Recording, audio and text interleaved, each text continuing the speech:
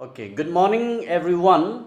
And today I will be discussing with you Lenin's book titled Imperialism, the Highest Stage of Capitalism.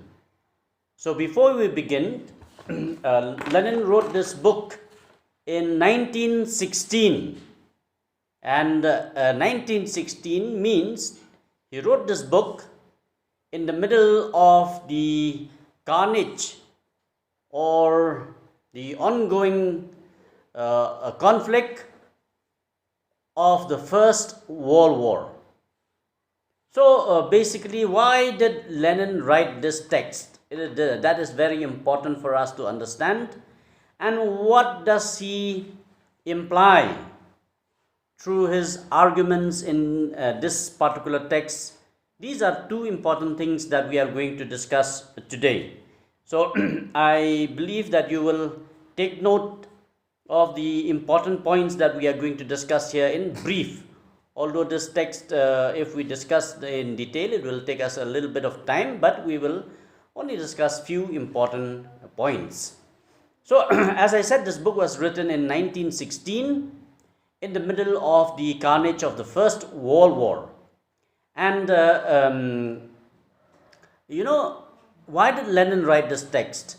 Lenin wrote this particular text primarily with his purpose of intervening in the sharp political debate at that point of time that had torn apart particularly the international socialist movements at the start of this First World War. That is primarily because nearly every socialist party in Europe was backing the government in the conflict. It was nearly all the socialist parties were compelled to back the government in this particular conflict because of so many reasons. Like we know today, that if the government takes up any policy matter, if you don't back up the government, then you are termed as anti-national.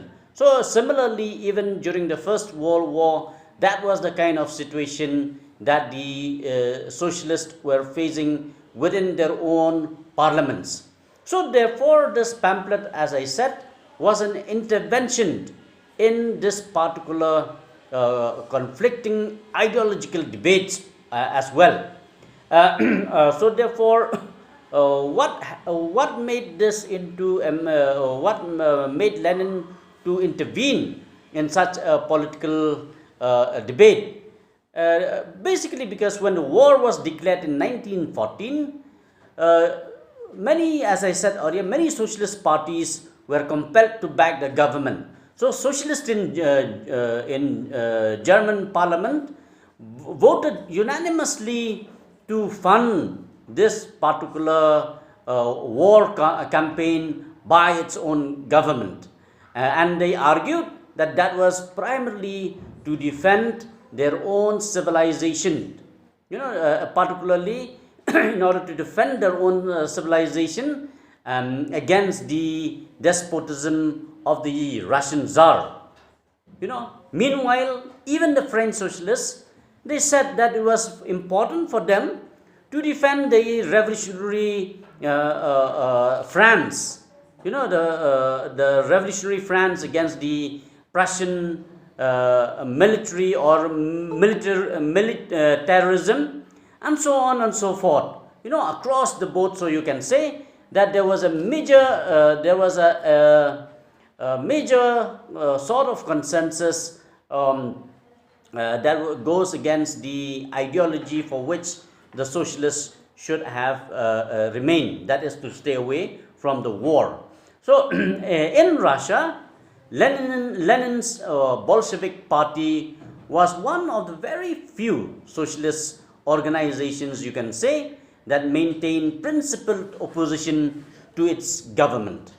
So Lenin argued that the war was rather an imperialist conflict in which all sides, they were trying to engage in this warfare for the purpose of grabbing more territory and also to extend their power and influence across the globe, or at least he says different countries they have participated in the war, or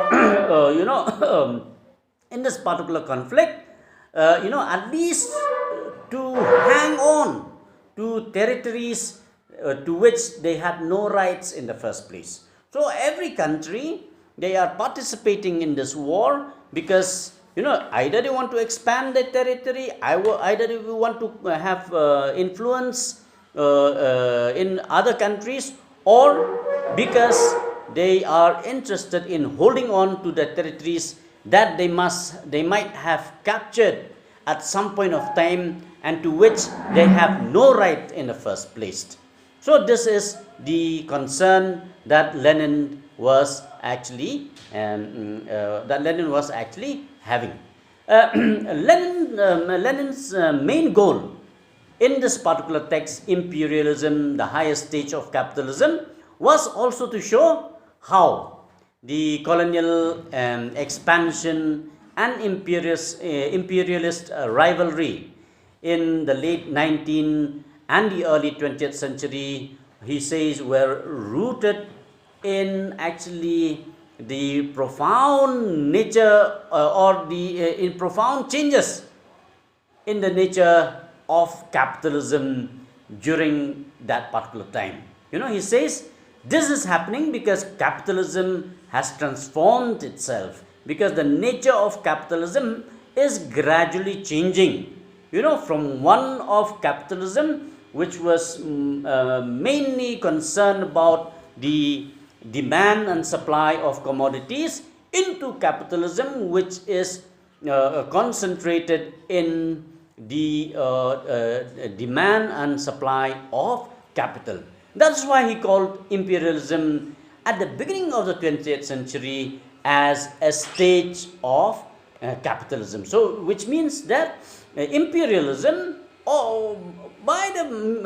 before we go into the whole thing of imperialism, capitalism primarily, means it is the flow of capital from one of those countries or states that have, that are developed, that have enough resources, into other countries, so-called underdeveloped countries. So what actually happens in imperialism is that instead of commodities being supplied to those countries, since those countries may not be in a position to buy those commodities because they are poor, so what the capitalists have started doing, therefore, is they rather give them money, lend them money, and allow them to borrow money so as to extract their own natural resources and again supply to the rich countries. And therefore, in the process, what happens is, we will be discussing later, the developed country or the powerful country, they take control over the economic structure of that particular society or that particular country. So therefore, when Lenin talked about imperialism, he did not claim, or he did not say that there was no imperialism in the past or before the 19th century. But he explicitly noted, he explicitly said the following sentences, which explains that he is not saying that imperialism is new. Let me quote Lenin. Lenin says, colonial policy and imperialism existed before capitalism. So colonial policy and imperialism existed before capitalism. So what basically Lenin is insisting here is that imperialism has been in existence even before the 19th century. He gave an example to say that you look at the case of Rome. Rome was founded on slavery. Rome was founded on the idea of slavery, where people were bought and sold to perform duties at the behest of the monarchs. So he says after after Rome was founded on slavery, they pursued colonial policy. That is, they go from one nation to another, one society to another nation to purchase these slaves. So therefore, colonial. This is what he say: colonial policy. Not only purchase workers or slaves, but also purchasing natural or forcefully taking away their resources, and and therefore practice imperialism. This is what Lenin says. So he says that Rome itself was practicing imperialism. And Lenin also added, he says, I quote again, general arguments about imperialism which ignore or put into the background the fundamental difference of social economic systems inevitably degenerate into absolutely empty banalities or into grandiloquent comparisons like Great Rome and Greater Britain. So basically what he is saying, that arguments about imperialism that ignore or put into the background the fundamental differences of social economic system will only lead us into acknowledging that there is Greater Rome and Greater Britain, okay, which means Rome of the past and Rome of the present, Britain of the past and Britain of the present. So therefore, even the colonial policy of capitalism in its previous stage is essentially different from the colonial policy of finance capital. So which means that colonial policy of capitalism could be different than the colonial policy of the stage of imperialism, which Lenin basically mean to say the age of financial capital, or the age in which financial capital is the source of of pursuing a foreign policy, or source of the whole colonial administration or colonial objective. So therefore what Lenin was trying to do was, in this particular text, was only attempting to explain what Lenin was actually attempting to explain was that there was extreme virulent form of imperialism that began to emerge in the late 19th century. So this is what he's saying, and he and therefore what he's trying to tell us is that capitalism has transformed itself into a new form in the 19th century, becoming more virulent or more aggressive, and therefore he says, because of this changing nature of capitalism, there is this resulted in the scramble for Africa from the 1880s,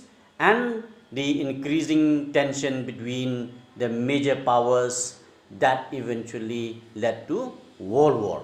So therefore he says, because of all this tension, we have witnessed the World War, or World War had existed because of these scrambles for new new colonies, scramble for new areas of influence has led to war. So therefore Lenin called this stage of called this as a stage of capitalism. He calls this process that led to scrambles of new societies, new nation, as special stage of capitalism, and therefore Lenin was saying that the new imperialism was fundamentally an economic phenomenon. So the new imperialism or imperialism is more to do with economic phenomenon, or rather it is more to do with economic control over the poorer nations, okay, over the poorer society. So therefore we can say that according to Lenin, an adequate definition of modern imperialism needs to embrace, five essential features. Although Lenin in his text he talked about five stages, five important characteristics of imperialism. Yet we can we can deduce all this into five essential features. Okay, five essential features.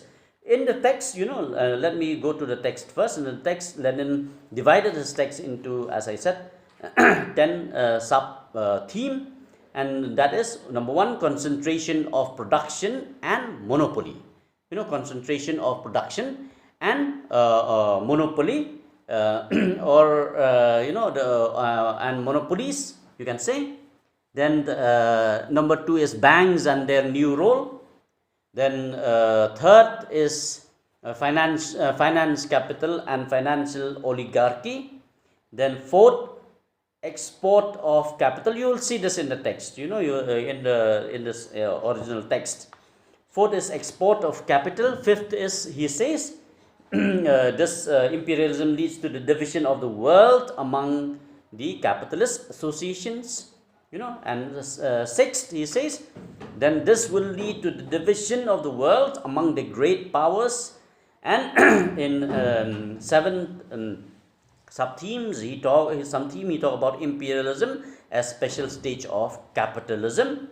Then he says this will lead to parasitism, which means being parasite, and the decay of capitalism itself because of contradictions.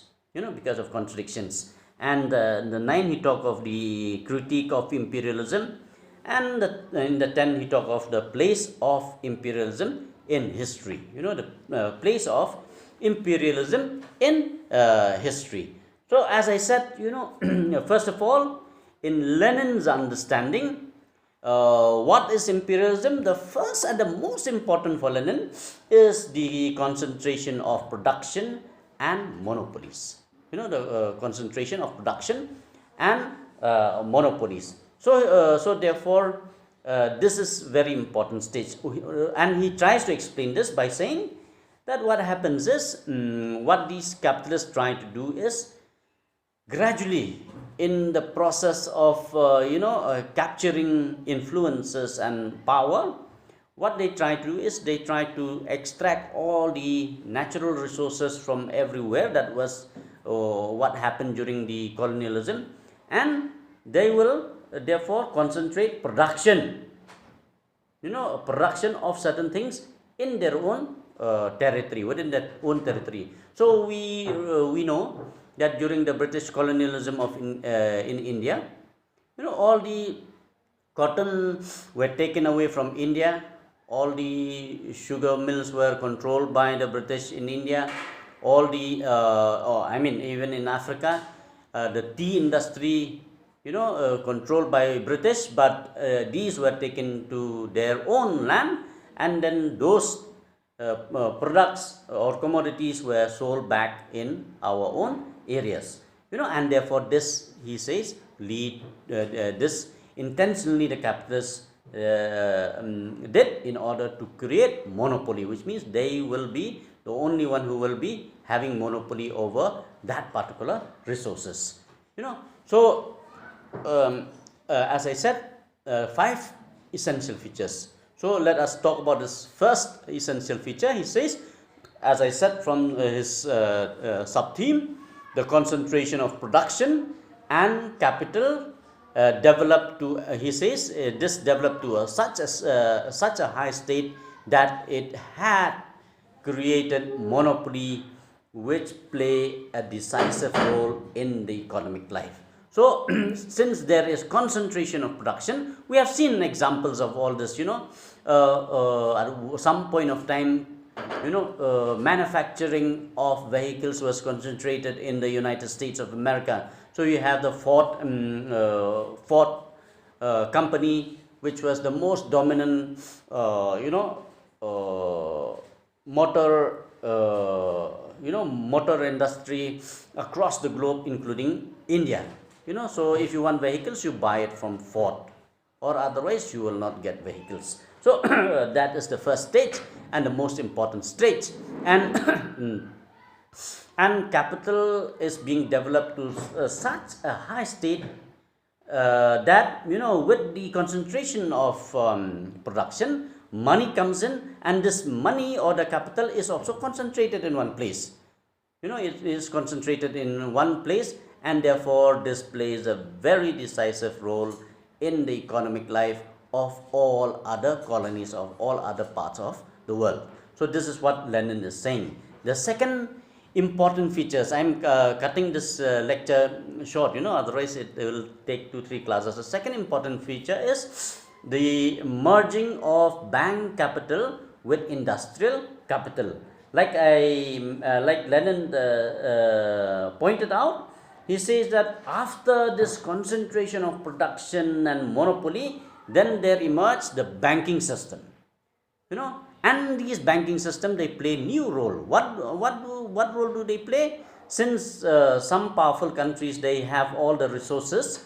For example, all the resources, whether it is in terms of controlling the colonies for natural resources, and since they have the money, what they do is now they start lending this money.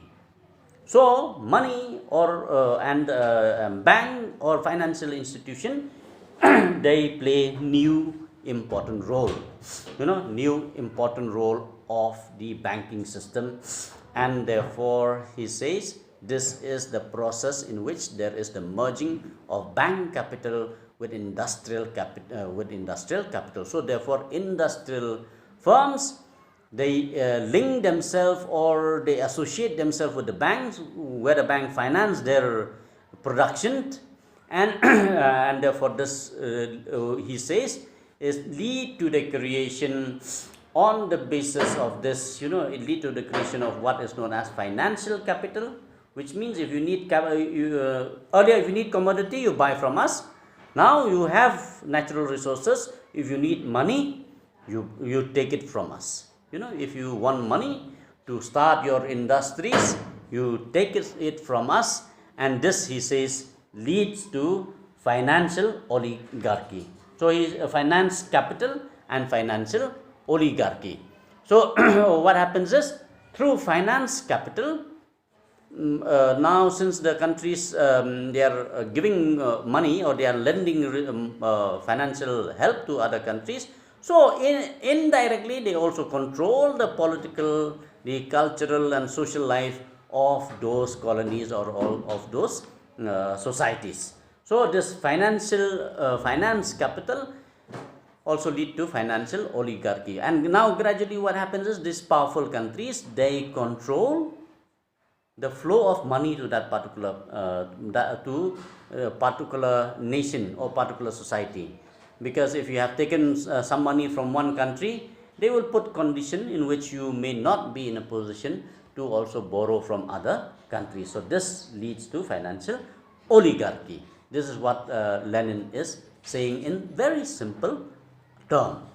The third important features is the export of capital, which has become, which Lenin says has become extremely important. The export of capital, as I mentioned to you just now. So now that there is banking system, so export does not take place in terms of commodities anymore, but in terms of the money and technology. In the present day, we can say that money and technology is being exported, which he says is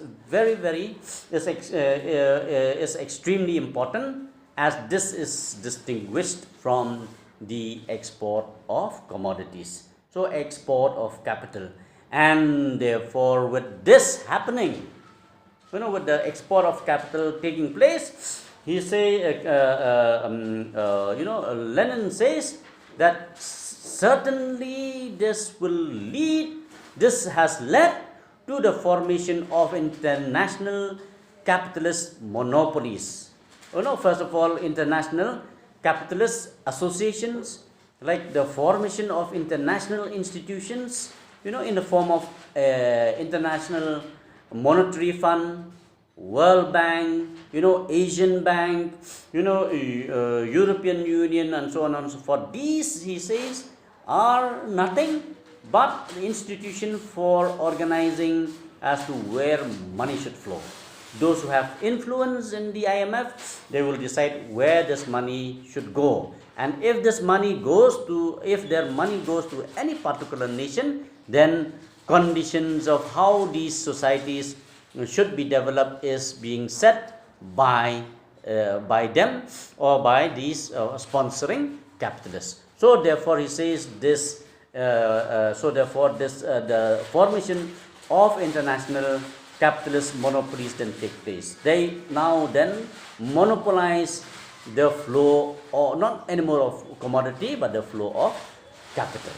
So those countries that support the sponsoring countries' policies, they will get the money.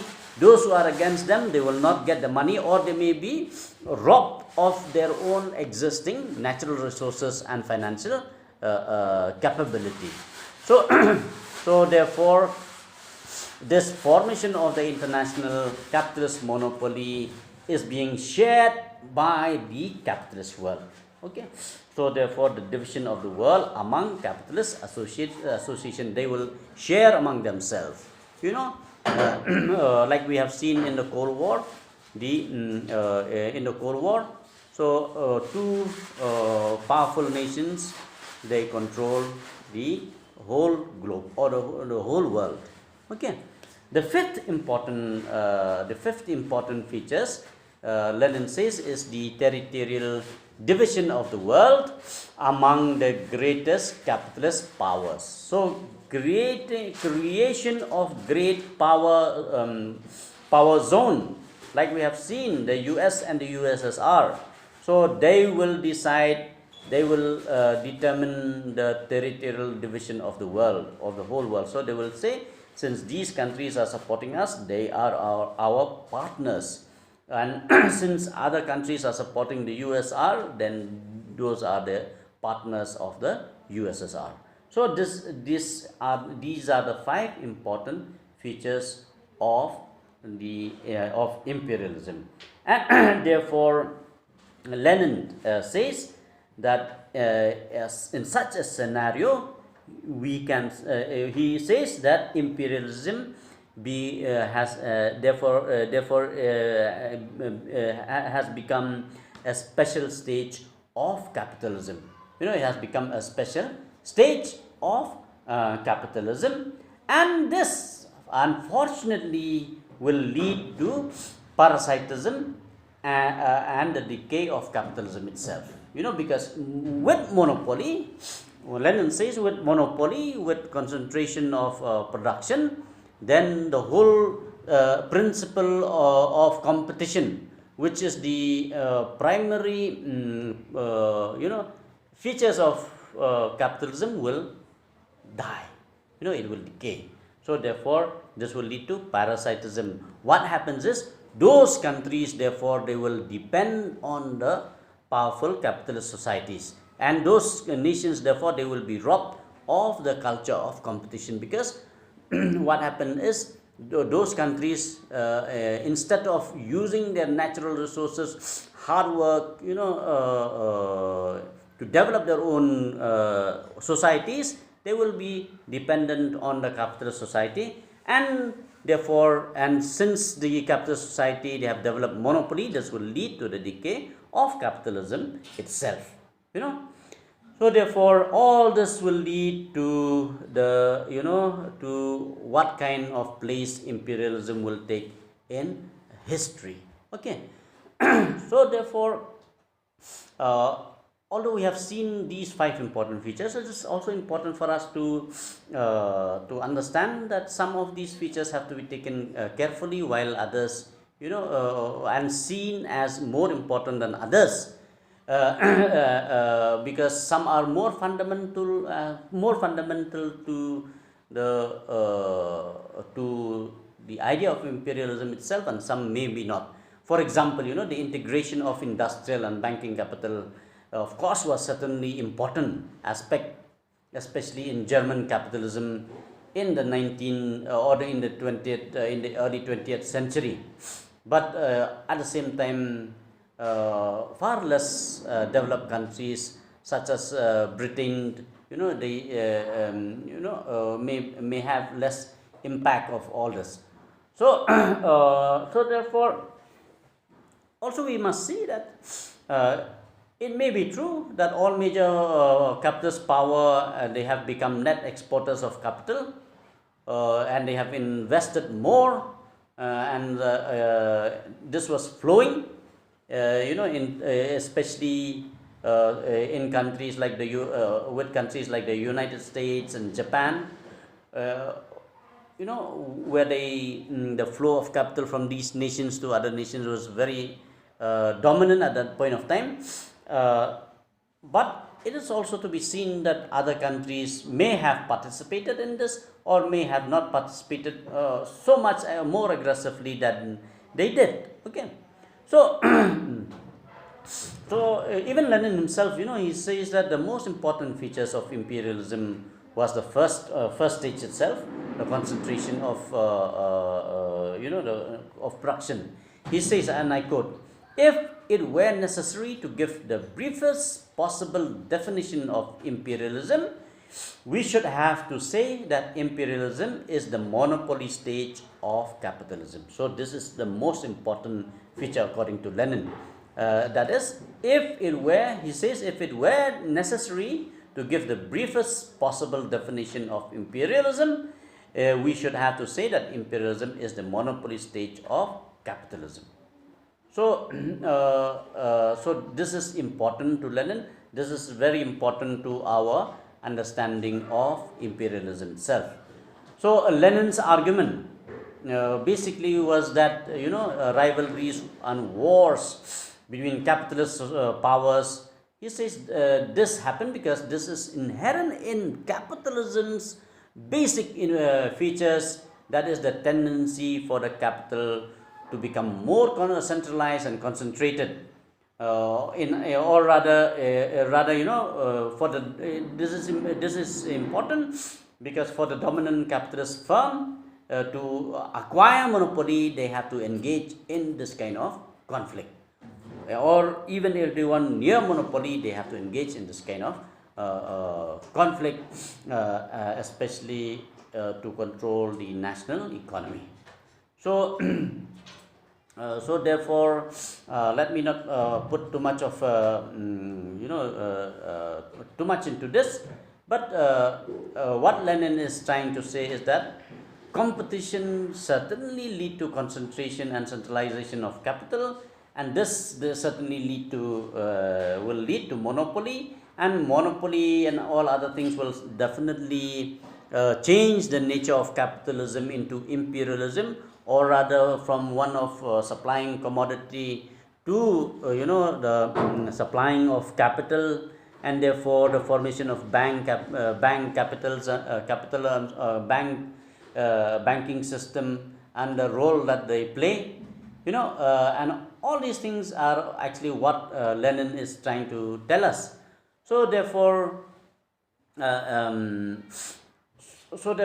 we can say that even till today, the world is being divided. The world is being constantly under conflict because of the changing nature of capitalism, and the changing nature of capitalism is therefore intensifying conflict. So what Lenin is trying to say is the First World War is nothing but more to do with the economic